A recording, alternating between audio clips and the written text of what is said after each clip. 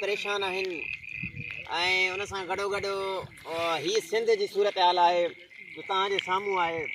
हीअ पाणी झाड़ियां काॾां पाणी न त को रस्तो को अहिड़ो सुठो ठाहियो अथऊं जो उन रस्ते मां को गुज़रगास थिए न। वरी गुज़िश्ता साल जेके मींहंनि में सर्वे थी हुई त सिंध वासियुनि खे घर मिलंदा त उहे घर सर्वे वारा अञा ताईं सालियापट तालके के घर न ॾेई सघिया ऐं दावा था कनि त असीं घर ॾिना आहिनि। यार पीपल्स पार्टी जेकॾहिं खाए थी त भले खाए पर एतिरो त न खाए। अस्पतालनि में इलाज न आहे, स्कूलनि खे ताला आहिनि, लाइब्रेरियुनि खे ताला आहिनि।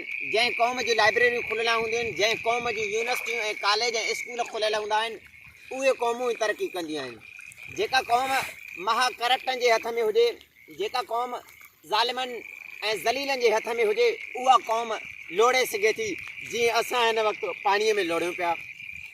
त चवण जो मक़सदु इहो आहे त स्कूल, यूनिवर्सिटियूं ऐं लाइब्रेरियूं खोलियूं वञनि, तालीम आम कई वञे, वॾेरा शाही, सरदार शाही, भोतार शाही, जागीरदाराना निज़ाम ख़तमु कयो वञे, कानून अचे। कानून जेको आइन आर्टिकल में हिकिड़े आम शहरीअ खे हक़ूक़ आहिनि उहे ॾिना वञनि।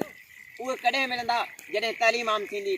जेसीं ताईं तालीम आम नथी थिए, जेसीं ताईं असांजे बच्चनि खे शऊर नथो अचे, जेसीं ताईं असांजे बच्चनि खे स्कूलनि कॉलेजनि लाइब्रेरियुनि खे ताला हूंदा त असीं इहा पिया लोड़ींदासीं।